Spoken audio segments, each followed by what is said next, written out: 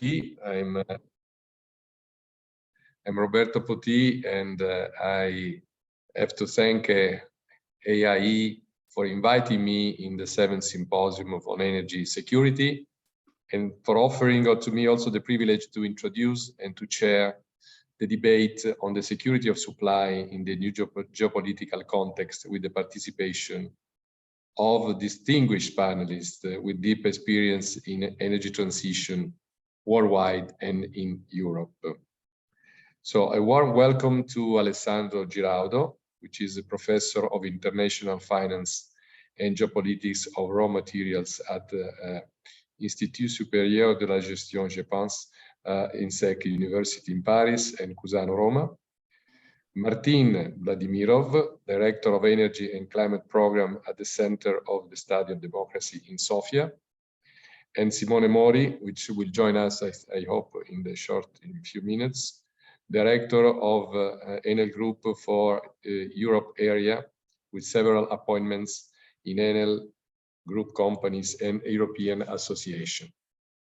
My experience has been, since I'm a nuclear engineer and working for an Italian company for several years in nuclear and solar energy, then in other companies for environmental equipment and system, going from gas cleaning to the waste to energy plant, and since 2001 in Edison, with several appointments, and especially in strategy, development, and implementation of projects. And today I'm a Vice President of Confindustria Energia. Confindustria Energia is the federation of the Italian energy associations, operators. So we don't have the consumer, but all the producers. And we are studying the development of Italian context in the European Fit for 55 REPowerEU context. So I will start the introduction shortly.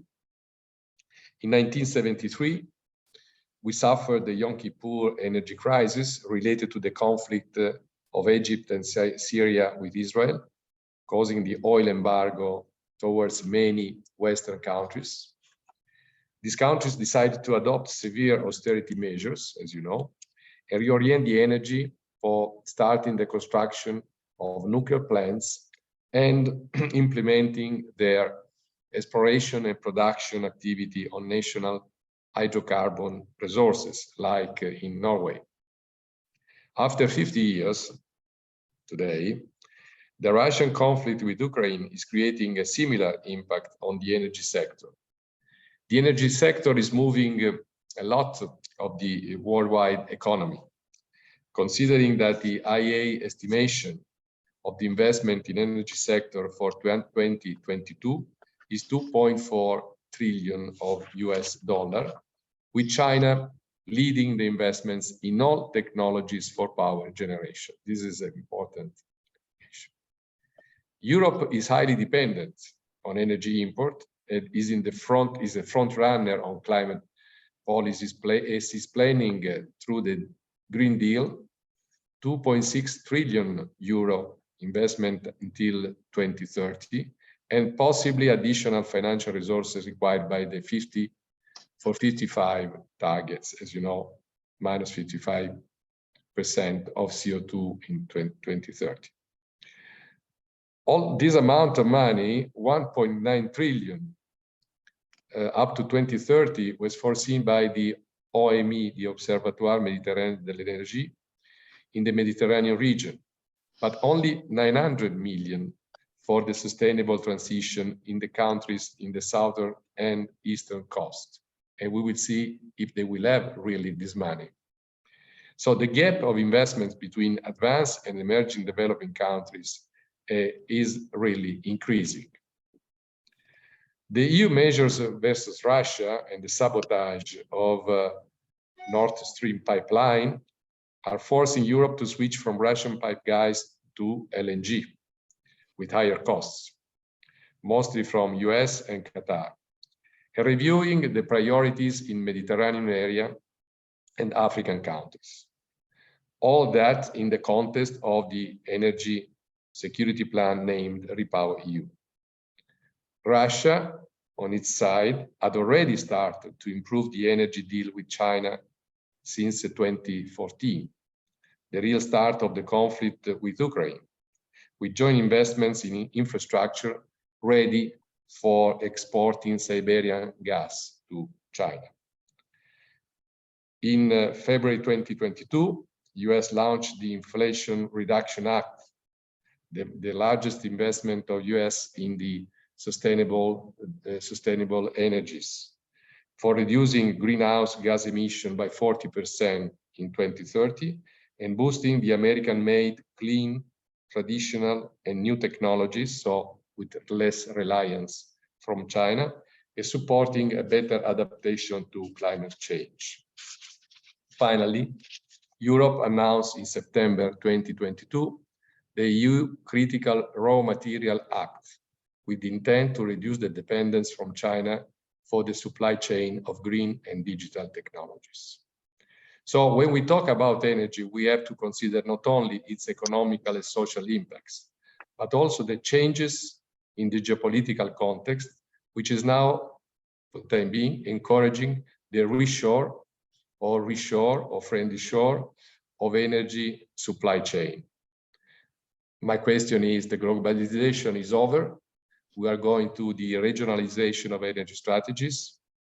Well, this is my introduction. So I would like to leave the floor to Alessandro Giraudo for going a little deeper about the role of China, which I mentioned several times, in this turmoil of energy and especially gas supply, which we are now going through. So Alessandro, the floor is yours. Thank you, Roberto. I am really very much astonished when we think of gas, because, you know, in the past means just 5 years ago, we had a price that was very, very cheap relatively to the oil prices. I have done this morning a small computation looking at the TTF price, and it is this morning 135 euros. And if you compute these into, if you transfer this price into oil prices, you come up to $226. That is a lot of money, because it makes 3 times as much the price of oil. This morning, the WTI is 74.5 and the Brent is 79.50. That is a very important element, because, you know, it means that we have seen a tectonic move in the gas prices and in all equilibria.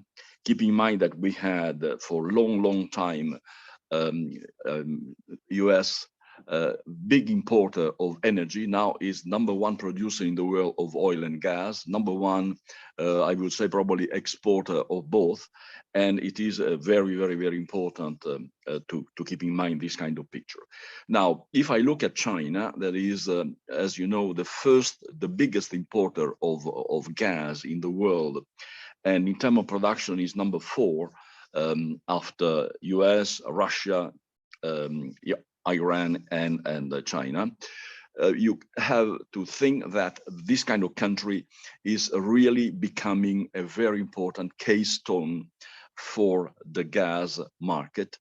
And if you look, and I have done a little bit of computations, and I come up to the latest signatures of contracts, long-term contracts that China has done, and there is a strong acceleration, more than 500%, since 2021 and 2022. Give you a couple of figures. 21 million tons of gas contract signed in 2021, and exactly 29 in this year, and I have the figures up to November. So maybe during the last days they have signed something that we don't know yet. So in total it means 50 million of tons. That is a significant amount, because just to give you an idea, you know, China is producing something something like 120 in terms of size, 120 billion of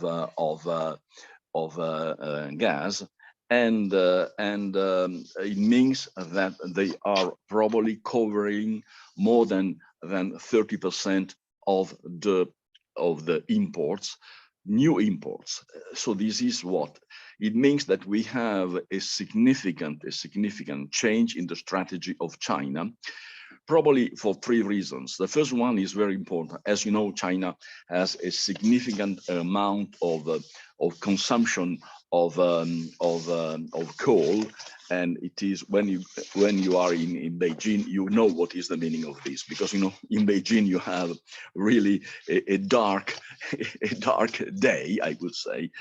And so, you know, they are trying to decrease significantly the consumption of coal, and probably they are going to replace for the moment with some gas. The second solution, the second idea is probably they are trying to improve and increase significantly the production, industrial production that is utilizing gas. I am always joking when I say that, you know, there is a significant link between gas and the prosciutto di Parma, so Parma ham, because in reality, as you know, quite a lot of fertilizers are produced strictly from gas. With this kind of fertilizers, you have an increase of the grains production, grains in general, mainly corn and soya. And with this kind of products, you feed the small pigs that are becoming, in the future, are becoming Parma ham, etc. So, you know, probably they are going to increase the production, industrial production that is utilizing gas. And I am thinking of China bone. I'm thinking of papers, of glasses. And this is very, very important, because it means that, you know, they are really shifting the energy mix. The third idea, and this is maybe a little bit Sibylline, a little bit Machiavellic, is that China is trying really to become the keystone for the gas market for the next 30 years. Because, you know, if you do some computations, you come with the new contracts they have signed to an oversupply of gas for China.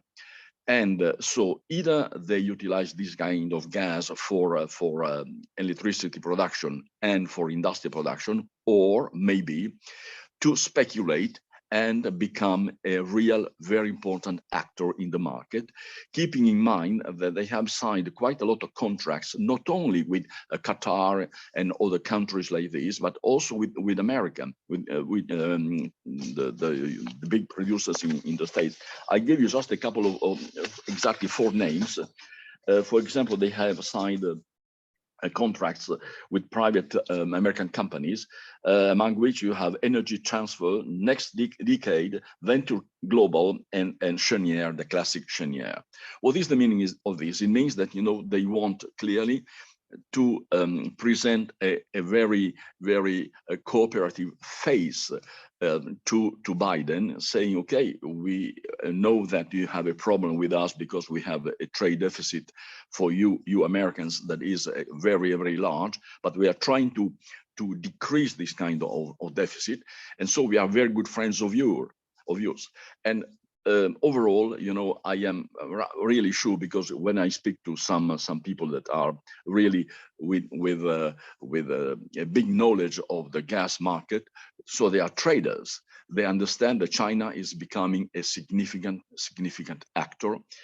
And I would like to add 2 more stories. First, China is becoming the first biggest producer of tankers, of GNL tankers.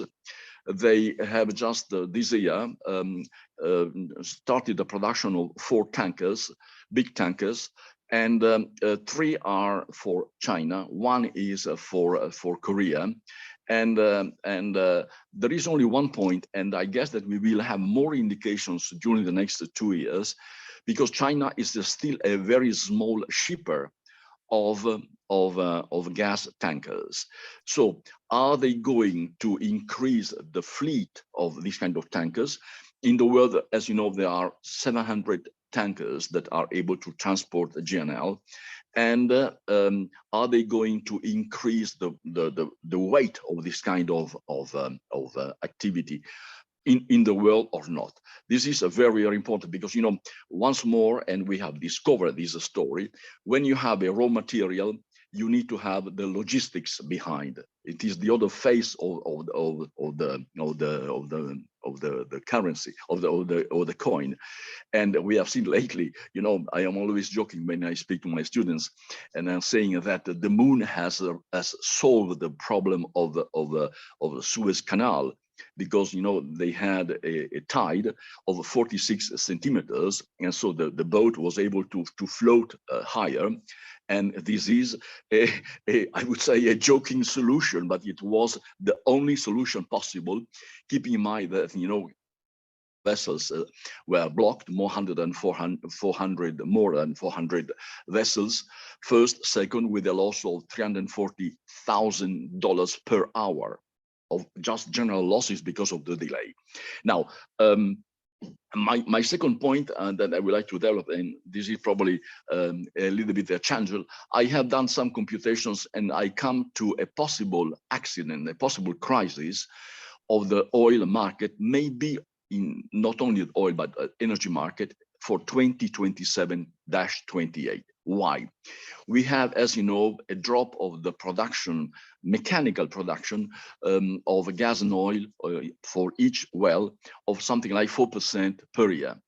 So we have a significant decrease of this kind of supply.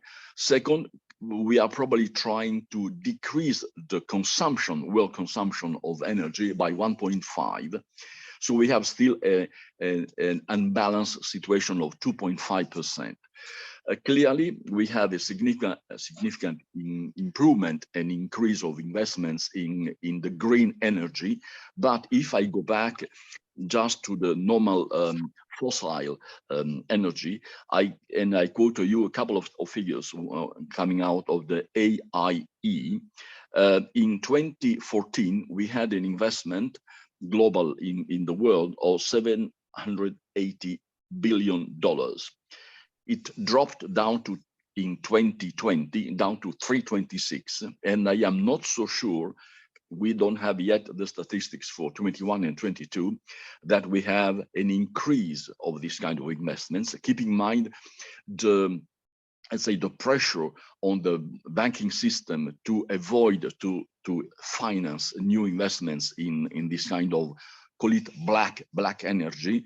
And I know I speak to some big banks, Paribas, Deutsche, etc., and they are telling me we are trying really to cut significantly all the investments in this kind of area. And I think that, you know, we will have a significant supply demand unbalanced for 2027, 28. Keep in mind that if we decide tomorrow morning to have a new investment in a new well, oil or gas, we will need probably 7 years to have the first drop of oil or the first cubic meter of gas. And if we decide to have an energy coming out of nuclear energy, I'm quoting you, I live in France, you know, Macron has decided, and I'm going to finish in 1 minute. Macron is going to has decided to start the investment of 6 new small energy plants, nuclear, and the first will be able to be in service in 2035. So, you know, it's a long way to Tipperary, I would say. So my big question, and I hope to be totally wrong in my computations, but I think that we will have a significant risk in 2027-28 for the energy market. And I guess that we will probably repeat the experience that we had in 1973, the Kippur crisis, as you mentioned, Roberto. Thank you very much. Thank you, Alessandro. You gave also some points on what China, the role of China, not only for power production, not only for raw material, but also for the GNL or LNG. So in your perspective, China, at the end of the day, could have a role in defining or at least controlling the price, the final price of LNG together, of course, with the exporters. Right. Well, so to become exactly, you know, like the keystone, that is an important equilibrium, and they made very recent of case. Practically from Russia, from the problem of Russia, which looks like is the short time problem, we will go for a longer time issue of China. Probably. But now going to Europe and the very high dependency on import of Europe is creating a situation very fragile for the security of supply in Europe, and also Europe has the target of the new technologies for decarbonizing the economy and energy in 2030, and then of course zero carbon in 2050. So how this dependency of Europe is really a real risk, and how can be matched or can be envisaged. So I will ask Martin, which made a lot of study on energy transition, to elaborate a little more the situation of the dependency of energy import of Europe and European countries. Martin, if you want to start, the floor is yours. Thank you so much, Roberto. I'm really humbled to speak. Sorry, if you stay in 50 minutes, then probably we have also the time for a second round. Yes, absolutely. Thank you so much for inviting me, and I'm humbled to be among such great experts with so much experience, covering the sector for many years. And I will start by making a joke, really. What we're seeing in 2022, despite this great, upheaval, geopolitical upheaval, is really a story of a divorce. In energy markets, we tend to say that oil trading and oil relationships are a little bit like dating. It's very easy to change your girlfriend or boyfriend because markets are more liquid. There are more options. It's easier to transport the crude oil. But natural gas is a little bit like marriage. It's long-term, it's costly, and when someone wants to end this relationship, the other person is very angry. So we're having something similar going on in Europe. Europe is trying to strategically decouple from its dependence on Russian energy imports, and I'll share my screen to show a short interactive presentation. I hope you see it right now. Mm-hmm. Okay. So in the past 10 months, the Center for the Study of Democracy, which is a European Public Policy Institute, has been working on developing a methodology for assessing energy and climate security risks in Europe. And we have tried to basically assess the progress of different member states towards achieving the long-term objectives of security supply, energy poverty reduction, sustainability, so decarbonization, etc. And we have looked at this assessment from the point of view of the growing dependence of Europe on Russian energy and the fallout from the Russian invasion in Ukraine, and the Kremlin playbook for increasing its influence in Europe or trying to preserve this influence following the war in Ukraine. And what we have seen very clearly is that the Russian invasion of Ukraine has put European energy and climate security through its most difficult test so far historically. Actually, the energy crisis started before the war in Ukraine because it was exacerbated by Russia, which tried to blackmail Europe and its members to abandon Ukraine, to abandon a common European energy security and foreign policy stance by reducing natural gas supply already before the start of the invasion, which had a spiral effect on electricity prices, So the increase of, the reduction of natural gas supply from Russia increased natural gas prices, which led to a huge increase in electricity prices. And even before the war, if you see on this graph, Europe was very, very dependent on Russian natural gas exports, with most of the countries in Europe depending between 50 and 100% on Russian gas imports. And what we saw in looking at the index is that there has been a massive shift in increasing this dependence on Russian gas after the Crimean annexation. So the annexation in 2014 was not a stopping factor for European countries to rethink their relationship with Russia and diversify. On the contrary, two countries only, Italy and Germany, are responsible for 50% of the increase of natural gas dependence of Europe in general. Total energy dependence, total gas dependence on Russia increased by 20% since the Russian annexation of Crimea.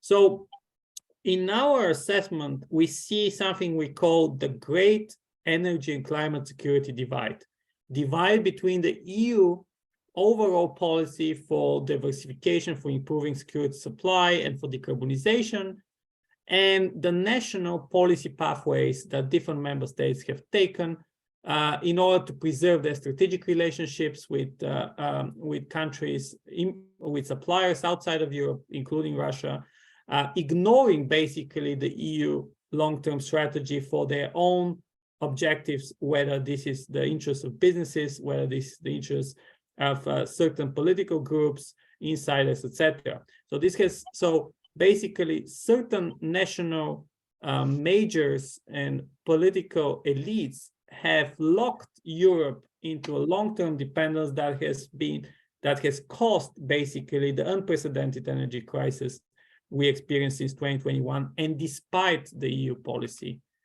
against this. And as you can see here, I'm just flagging some certain issues. If you see the security of natural gas imports of Italy and Europe, you see how great the difference is, how much more dependent has Italy become than Europe on natural gas since 2016.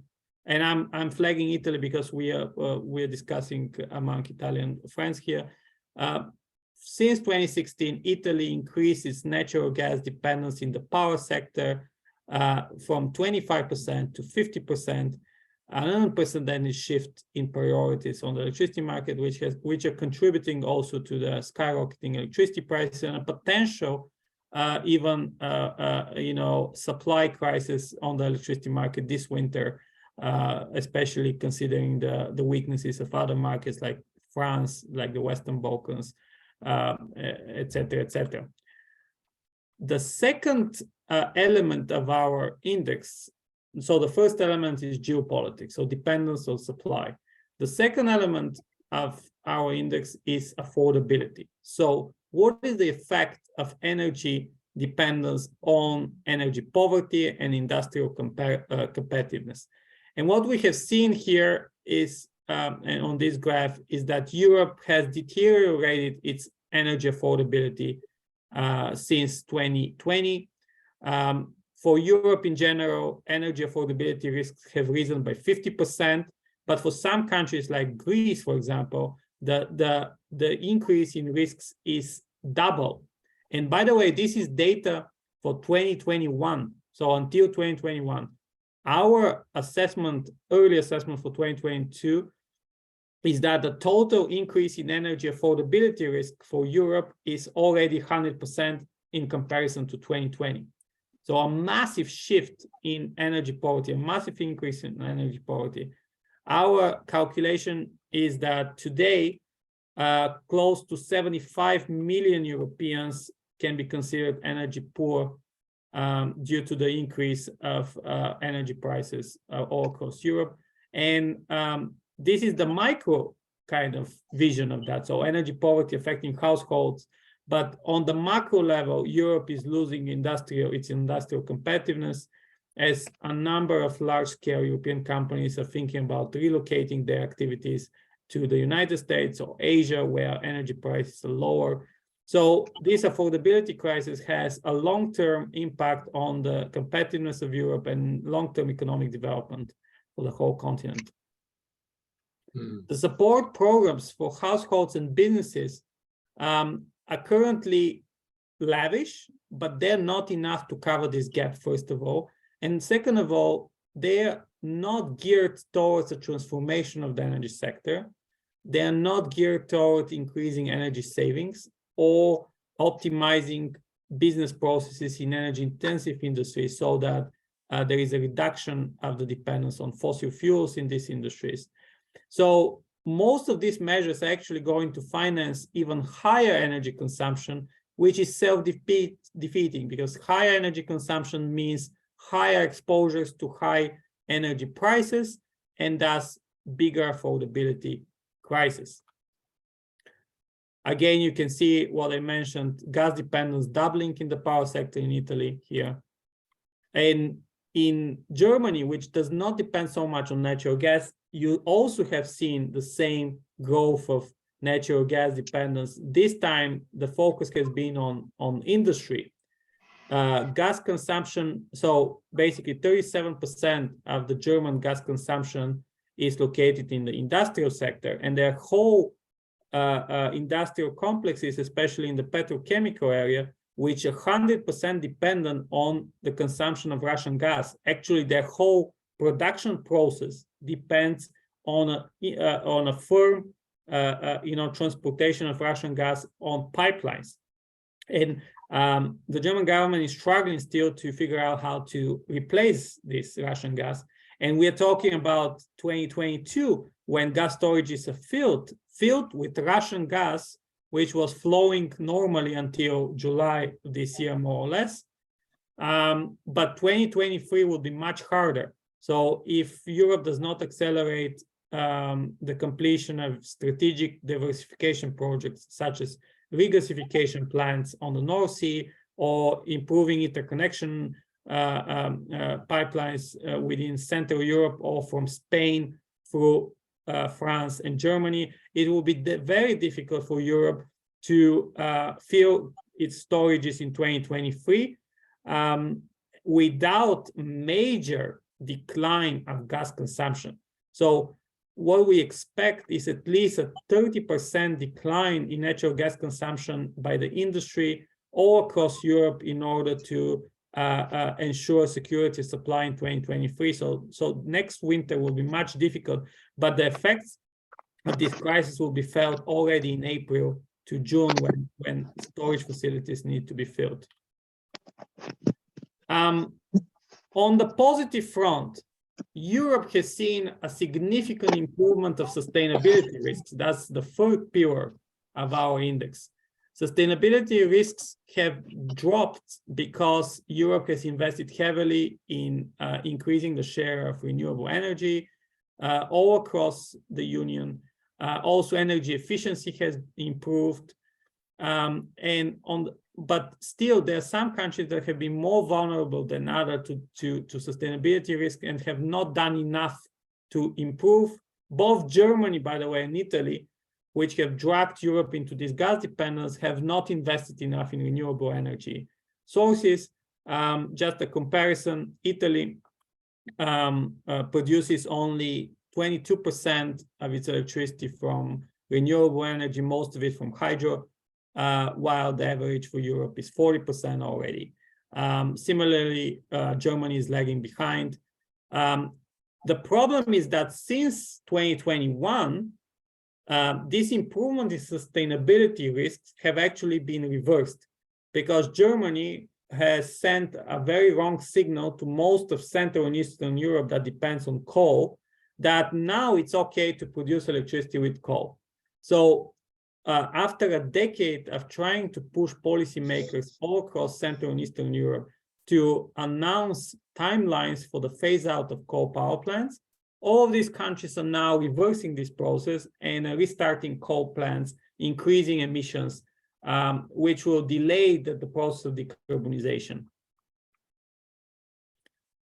As you can see, Germany's non-CO2 share basically is flat since 2018. So Germany has not done much in increasing renewable energy generation since 2018. And with the current policy of depending on coal, it risks being stranded in fossil fuel assets for the long term.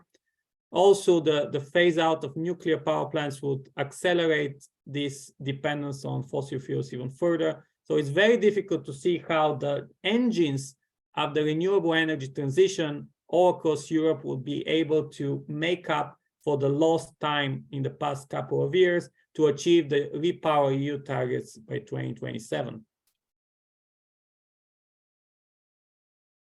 So how has Russia done it? How has Russia enabled to use these structural changes in European energy system on its for its favor? And in this map, it's just a pretty picture of how Russia has taken over strategic assets in the oil and gas sector in the past 20 years, as you can see, controlling key refineries, import routes and pipelines. The same with gas.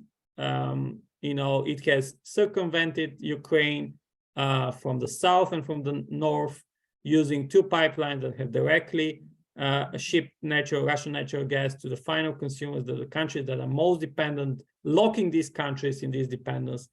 Of course, we are now living in a different world. Russia has cut most of the natural gas supply on pipelines, and these gas storage facilities that you see here are already in the control of governments, EU member states governments, but still Russia has an upper hand in the gas market because it has, for example, increased the supply of LNG to Europe.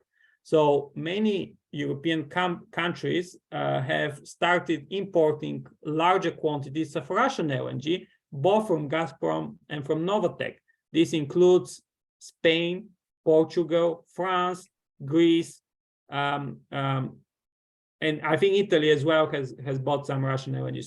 So this is a long-term also risk that we shift pipeline dependence to LNG dependence on, again, authoritarian states. Please note that, of course, the US has increased mostly the exports of LNG to Europe, but Europe has increased its dependence on Qatar, Algeria, so countries that are more, and Azerbaijan, countries that are also authoritarian, that can also in the future use this additional dependence for political reasons. So we should be mindful that we don't replace one toxic dependence with another one.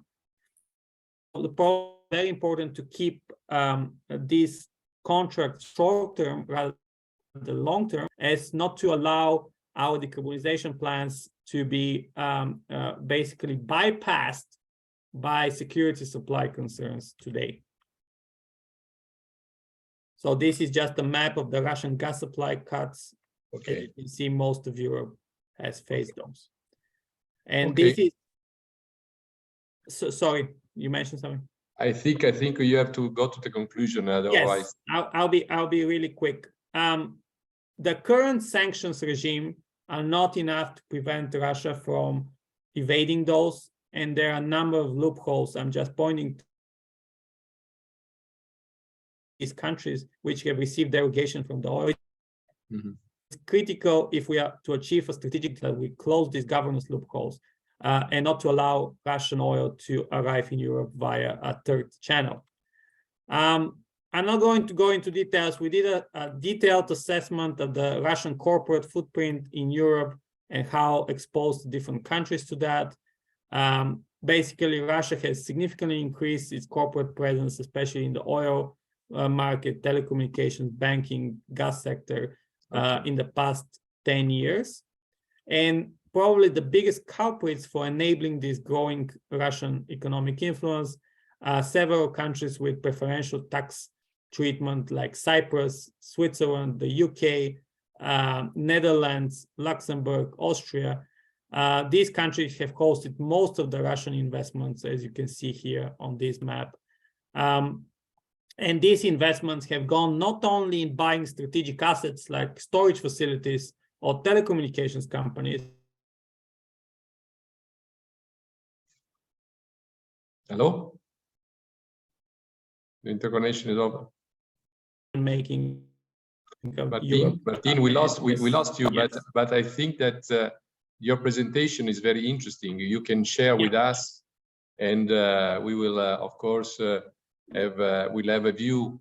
And yes, also, I will share in the chat the link to this interactive presentation, and also to this index, to the Energy and Climate Security Risk Index, where you can look at the data on security supply, on affordability, on renewable energies, gas demand, etc. in details. You can explore how each country has fared in the past 15 years. A lot of details here. Thank you so much. I'm looking forward to your questions. It's very wide analysis, and also with the numbers, so which is important for taking the final decision. Practically, you are saying that in 2014, when the long-term marriage to define the gas relationship, when Russia was starting to with the gas pipeline also toward China, we were thinking to the long marriage with China, with Russia, and Russia was thinking about going towards China. So, but I don't want to use the time for. I already introduced Simone Mori. Simone Mori is Executive Vice President for Europe of Enel Group, and so his vision on Europe's situation, and also on development on the renewables, and also the issue of Simone, we spoke about the dependency on China, about in Russia on traditional, let's say, traditional energy sources. Enel is very much engaged in the decarbonization towards renewables, electrical renewables, and photovoltaic. So if you can give us your view of the European situation, and also what is the next step, and also how for developing new technologies the raw material can be replaced through a different localization of the production of photovoltaic panels or batteries. So please, Simone. Grazie, thank you very much, Roberto. Thank you very much for inviting me in this very interesting panel, and it's I try to connect to what Martin just said in this very interesting presentation. But just before starting, I would like to show, if I may, show. Can you see this European Parliament document? No, we saw a Japanese, I think, or I'm sorry, I have a problem with the double screen. Can you see now? Okay, yes. Okay, yeah, double screens are where you don't need too much technology. Okay, this is I think it's a good starting point, starting with the archaeology. This is an European Parliament document which was published. If you scroll down, it was published. You see the date, the 12th December of 2006. And I think this is quite interesting to see and to start from here, because actually, if we look at the present debate on the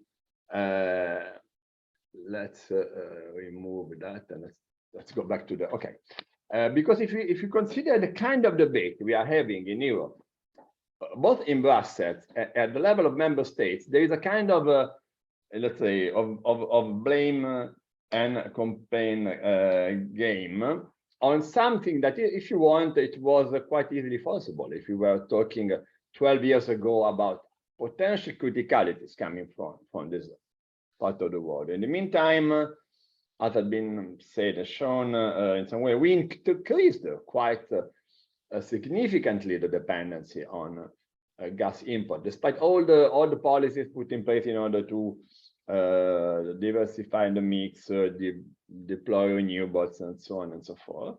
There were very important decisions also introducing a discontinuity towards this direction, which is, for example, the decision to complete the Nord Stream 2, etc. So it's clear that what we are facing now in Europe is quite difficult consequence of a complex series of actions, which are, in some way partially related to the decision at the community, at the common European level, but very often related to decisions at member states level. You were mentioning the issue of renewables, which is basically, let's say the European decarbonization policies and the consequences on the decrease of on commodity dependency on the electricity production. Our point of view is that on this area, the policies of promoted by the European institutions are going in the right direction. We believe that they are going in the right direction not only on the sense of improving the level of sustainability, the sustainability index of Europe, not only in order to promote, the improvement in the quality of our electricity system, but also in terms of reduction of the dependency. If you look at we try to make some calculation by putting together, all the stratification of the measure that the Europe is proposing now, up to the REPowerEU targets. Basically, this implies a 250% of renewable increase by 2030, which should translate more or less, in some calculation, in a reduction of gas import by more than 50%, and we will calculate something in the range between 50 and 60%, and more broadly at that 35%, more than 1/3 of reduction of import of energy commodity, on primary energy commodity, which is quite a lot. It's an important step forward. What is lacking today? But probably what we discovered is that there was not a sound strategy on how to manage the phase-in, phase-out process. So in some way, probably there was a debate which was very polarized, in some phase a bit ideological, but a concrete focus on the need of a phase-in, phase-out process was in some way put aside, and this was a mistake. We discovered today this was a mistake. That's the reason why it's very important now to consider all the great effort that countries and companies are doing in order to find alternative sources of gas as a needed short-term reaction to a problem, as a part of a strategy of phase-in, phase-out, not a deviation from the mainstream. The proper direction that we see for Europe. The second problem, which is connected to that, is avoiding that managing the short-term crisis could undermine the general sustainability and functioning of the system. Just look, for example, at what countries are doing in order to tackle the problem of extreme gas and power prices in Europe. We see a series of different measures applied in the different countries. The Commission is following.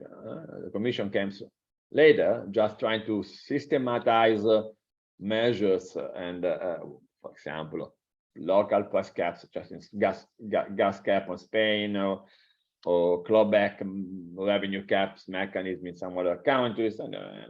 But the picture today is a picture of basically of fragmentation and quite chaotic situation. So what will be very important is that considering necessary this kind of short-term intervention, because no government may sustain the impact on the economies of these gas prices, finding a way to have a common and harmonized reaction would have a paramount importance. So we will see there is a very hot debate in Brussels nowadays. Let's see what will be the outcome. Then the second problem is, then the first one is keeping separated short-term and long-term and structural while trying to keep unified and coherent the European market. The second big problem is a problem of implementation, of deployment. We discussed it a lot. We know Roberto, we have been very active in that. We discussed years, ages about targets, raise the target, lower the target, deal with the target, accelerate the target. But in practical terms, it happened not so much. If you consider the ability of targets to become investments, I would say the performance of these policies has been very poor until now, for several reasons. I would say number one, of course, the primary reason has not much to do with the high level of policies. It has much to do with how our countries work. Basically, there is a big problem of permitting. You and me being Italians, we tend to consider the permitting for renewables investments in our country a black spot. Unfortunately, is not. Unfortunately, if you prefer, I mean, several countries are like us, or maybe even worse. France, for example, here we are French representative. France is not better than Italy for that, or not much better than Italy. And this is a problem. We have, of course, to find a way to promote this investment in terms of concrete, practical application. Of course, depending, and then I come, after this introduction, I come to your specific point. Reducing the dependency on fossil fuels, on import of commodities, shouldn't mean switching from a dependency to another dependency, which will be a twofold dependency: a dependency on raw material. And unfortunately, with raw materials, there is not much to do. If you are not lucky to have them underground, we have to find them somewhere else. And dependency on the value chain, on technology of manufacturing, which is different, because on the side of manufacturing, there's a lot that may be done. We take for granted that Europe is not able to compete in these new, let's say, technologies, which is not true. Look at the battery. Europe started a debate about the need to restore battery production a few years ago with the famous Battery Alliance. And probably you may remember that there was a lot of skepticism, and we were skeptical. Actually, Europe is delivering a certain number of large investment in big gigafactory producing batteries. I mean, we don't have to be shy. I mean, Europe has a very high level manufacturing capability in the electrochemical sector. So, and the photovoltaic is the same. It's not in European destiny, the fact that we have to buy and to import panels from China, or maybe today or tomorrow from the US, because thanks to the Inflation Reduction Act, investing in photovoltaic production in the US may become very convenient. So we have to put in place a similar policies. And I think that, for example, now the recently launched the European Solar Industry Alliance goes in the right direction. So putting together, the efforts of the European Commission that has quite a lot of money to dedicate to the various plans to dedicate to this production. We have the giants in terms of we have the most advanced and large operators in terms of production of renewables. Why should we be? I don't know. We have as Enel, we have a very good example. I mean, we are working in order to scale up our photovoltaic production plant in Catania. We received quite a significant contribution from the European Union. So I mean, I think there is a lot to be done, and this is on the side of value chain or manufacturing, but this has to be done now, because it's clear that one of the consequences of the Ukrainian crisis is the fact that that's obvious, that's conventional wisdom from a globalized market. We are going to have much more multi-regional, multipolar markets, and then we have to assure a part of this activity, because we will not necessarily rely on the traditional suppliers for that. On the raw material is different. Raw material is different because raw material, as I said, you have to go where the raw materials are. Probably this is not the only area in which we need more common European foreign policies, but this is one of the areas. And because again, it's not necessarily in European destiny the fact that bilateral and multilateral interaction with countries endowed by these raw materials have to be monopolized by China or by China and some US. I mean, there is a lot of work to be done. It's not lost, and this is one of the major priorities for Europe now. On the same time, because when you burn a barrel of oil this is lost, but when you utilize a battery or a photovoltaic panel, this is not lost. I think there is the need of a huge effort in technology, which means improvement efficiency, recycling, second life, a circular approach. There is an unexplored or a relatively unknown area of opportunities in terms of technological improvement, which is a priority. I conclude again on the issue of foreign policies of Europe to say that we have been discussing months and months about, for example, how to contain gas prices in Europe, putting a cap, not putting a cap. Well, everybody knows our opinion, so I think we are quite in favor of the idea of the Italian government. But we found quite strange the fact that, for example, when dealing with some country who are in some way inherent part of the European system, such as Norway, for example, Europe has not been able to take a common position in order to sit down and to negotiate more reasonable condition of provision of gas coming by pipe, and whose price has nothing to do with the global gas price, just creating incredible windfall profits beyond any reasonable level for the exporting countries. This is a political issue. That's not a commercial issue. That's not a technological issue. That's not a market issue. It's a political issue. And we believe that some bit stronger voice on the side of Europe as a unique entity would have been very useful. Thank you. Thank you very much, Robert.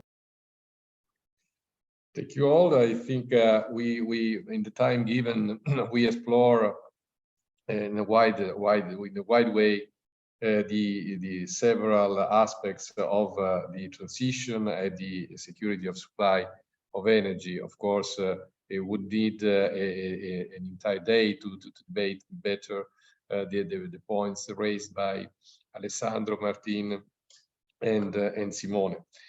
Just to go to the conclusion, I would say that now we are in this period, we are very much concentrated in the emergency situation, and so the dependency on Russian gas to switch from Russian gas to other sources.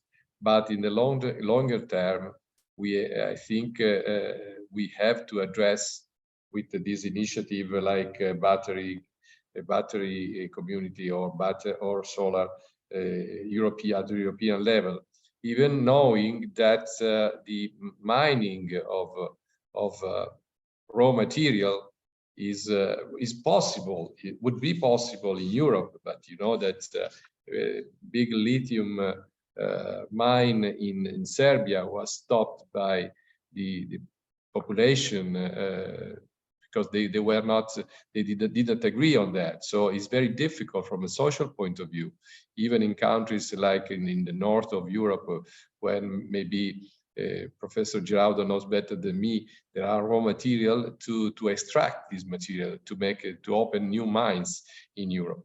Second, if you go to refine and process these materials, you need cheap energy, and Europe is not cheap energy. So again, the second step is also difficult to approach. The third one, mentioned by Simone, the recycling, is in Europe and in Italy, we have excellency on recycling. Of course, to feed the new developments, you have to recycle a lot of plants which are not yet finished their period of performance, and so the recycling is a third phase. So I think that this announcing of the Raw Material Act given by Europe by the Commission in September is something that we have to take into account to start in a proper time also on this mainstream, because it's much complicated than what we have now on the gas. So I think we have concluded our session, unless there are some questions, but from somebody else. No? May I just raise a couple of points? The first is that I give you just a couple of numbers, very useful. When you want to produce 1 ton of lithium, you need 1.9 tons of water. So it is a tremendous amount of water. And the second point is, you know, we have a new philosophy that is the NIMBY. You know, the NIMBY, I agree to have a solar, nuclear, doesn't matter, producing centers, but not around where I live. So, you know, not in my backyard. That is very, very important. And I guess that probably we need to kick in the ass, sorry for the words, ourselves, so all European, because, you know, we are really too much dependent. We have no energy. We could produce some green energy, but we need to import a lot of products. So in both cases, we have our hands that are like this, you know. This is very, very dangerous for us. I have a suggestion, and let me just finish with a quotation of the Dead South of Gogol, when you have in one of the character is a very old farmer that is, you know, a Scrooge farmer. And the man is really collecting everything. And probably, and the name is Plushkin. And probably we need to become all Mr. Tavarish Plushkin, because, you know, we have the need to recuperate and to recycle a lot of stuff. I just went seeing in Brescia, you know, this kind, and I'm sure that you know well, better than me, this kind of plants that are producing iron, etc., recycling all scrap, and they are able to recuperate all the heat that is produced by these kind of centers, and they are even, and this is not a joke because I saw it, producing some caviar, as you know. Thank you, Martin. You have some last comments on that? So we can... Yeah. Going forward on the same point as Alessandro, I mean, we need to significantly increase our circular economy footprint, because it will be very difficult to basically mobilize all the necessary resources to achieve a full decarbonization of the economy. There is just not enough production of metals, minerals, and rare earths around the world to power the full decarbonization of the European economy. And another point, we need to friend-shore production. You know, we cannot bring all of the production in Europe. That is impossible. But we need to prioritize working with allies, because as Alessandro mentioned, the next big energy and climate security risks is the dependence on authoritarian states holding the metals and minerals that we need for the decarbonization process. So we need to basically work with the you know, External Action Service, the foreign policy, foreign ministries of all member states, to concentrate our work on bringing governments in Africa and Latin America and across Asia that are allies to the West in a close partnership on recovering resources, exploring and producing resources that we can then commonly share. And by the way, without undermining the UN climate neutrality objectives, because let's not forget that all of these countries in Latin America and Africa are also committed to climate neutrality. How are they going to achieve that when they need to produce the metals and minerals that Europeans are going to use for the batteries, panels, wind turbines, etc.? So this is this conundrum that we need to solve for sure. Yeah. Simone, your last comment, if you... No, I have no other comment. I fully agree with what Giuseppe said. That's clearly one of the priorities. That requires a step up in the intention and ability of Europe as a rule and major European economies to increase the ability of outreaching in order to solve this problem through basically more active foreign policies and a huge effort of technological innovation. So I can if you agree, I can pass the message to the IEA in terms that the next conference will be on circular economy and friend shore of mining and for raw material, and this will involve more than in the past the geopolitics and the relationship among states. So thank you very much, and we will see hope in the next opportunity. Have a good day, and of course, best wishes for Christmas at the end. For many wishes. Ciao.